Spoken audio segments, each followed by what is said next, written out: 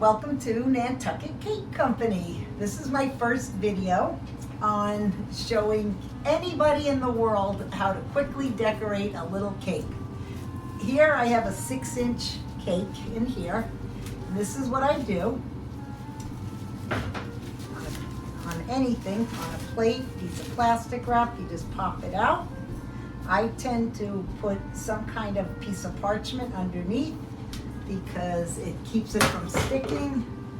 And then I know I've got a nice cake ahead of me.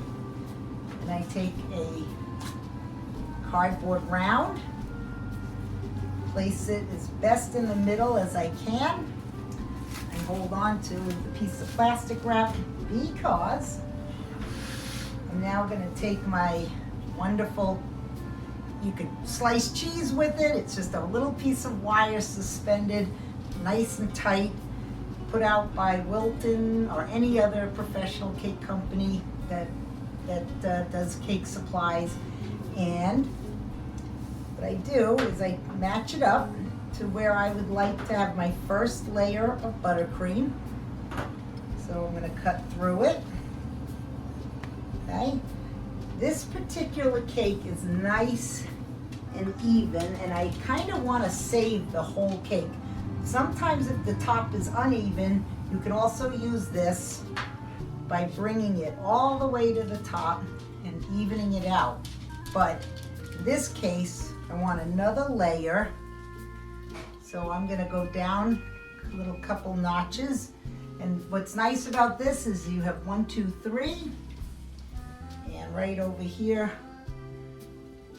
I go 1, 2, 3. There. So now I've got them both exactly the same.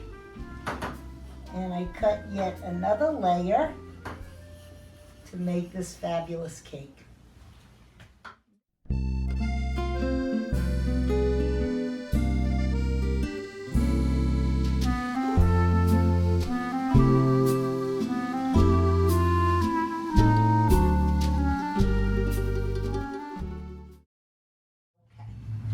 With that, I have a cake spinner, and in this case I'm going to use a small cake spinner instead of the elevated kind because this is a small cake and it's easier to work that way.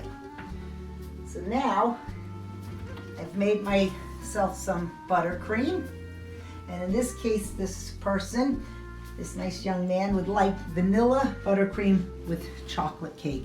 This happens to also be my Tiina's special chocolate cake. Some recipes call it chocolate blackout cake, but I've been making this chocolate cake since I was 12, and it was on the can, a metal can of Hershey's cocoa powder in 1970 when they did make them, the cans out of metal. So I call it Tiina's 1970 cake because it reminds me of when I was a little girl. Actually, I would think I was 11, not 12. I shouldn't rush it. Okay, middle layer goes back, as so. Just try to fit it on. Another dollop of buttercream. And this is going to turn into a giant Oreo cookie before you know it. That's what it kind of tastes like.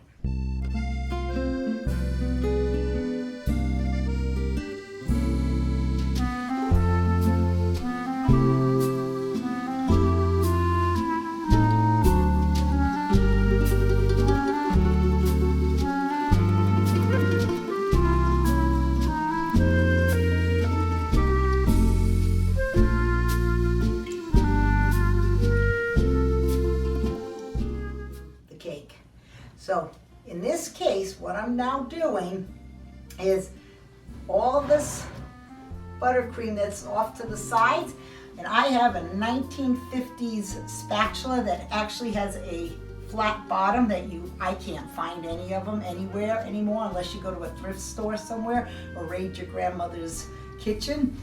That's pretty much where I found this. And the bottom helps to keep the bottom nice and even, but any spatula will do. A butter knife will do. Just how much you want to do it is really what it ends up being.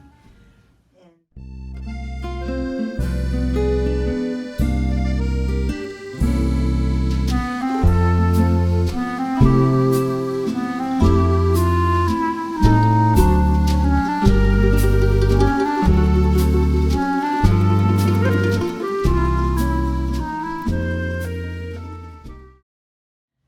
I'm gonna come over to my bags that I have hanging up here, because if you keep your pastry bags nicely aired out, they will never get that, let's put it, kind of sour buttercream smell. And you fill it with buttercream,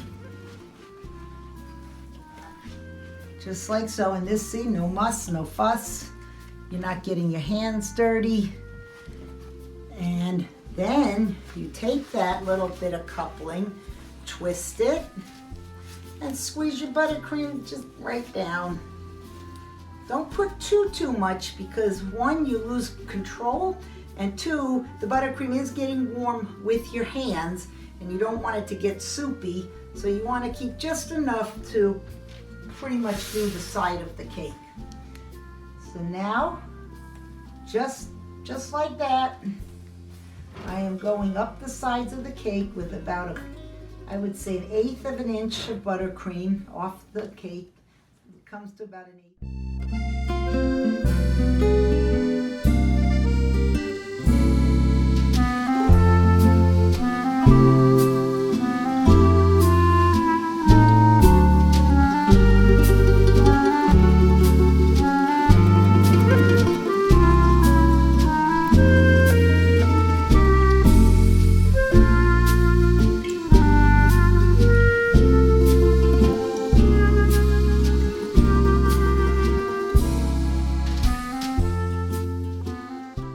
I've asked my daughter what her friend would like on the side of the cake, and she's decided to go with some crumbs. Now this is literally cake that's left over that I have dried.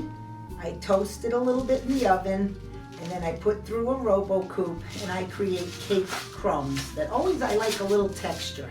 But because I'm using a combination of chocolate and vanilla to kind of bring out that style cake. And how am I going to get these on the side of the cake? Well, I'm going to show you.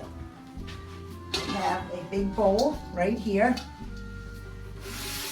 And this is where you're going to do a little dance between the cake in one hand and crumbs in another hand, okay? You dump the crumbs in there so you have pure access to everything. And then literally, you just dust your cake as best you can.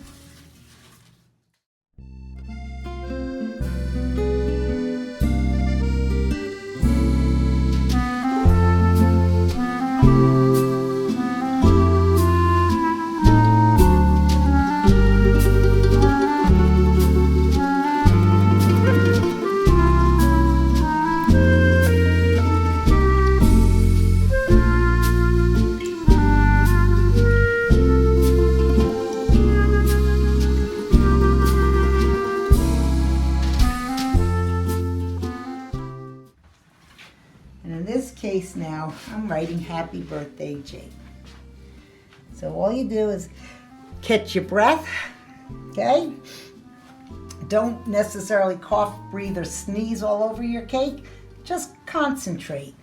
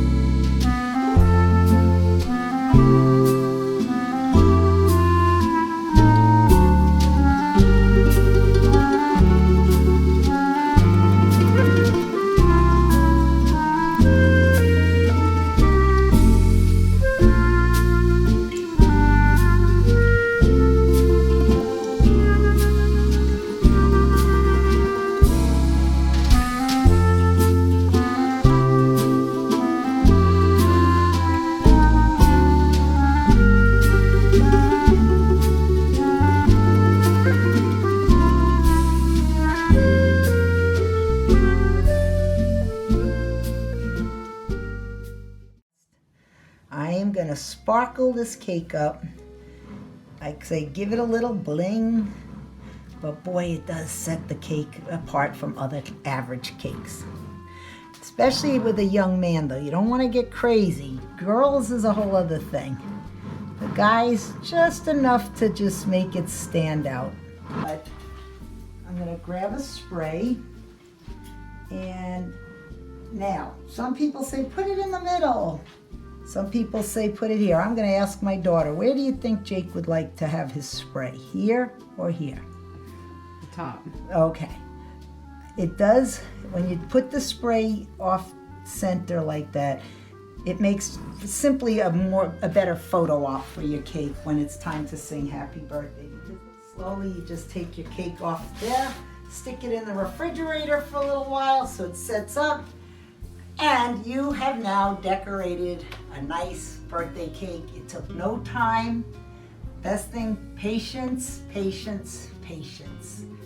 Thank you.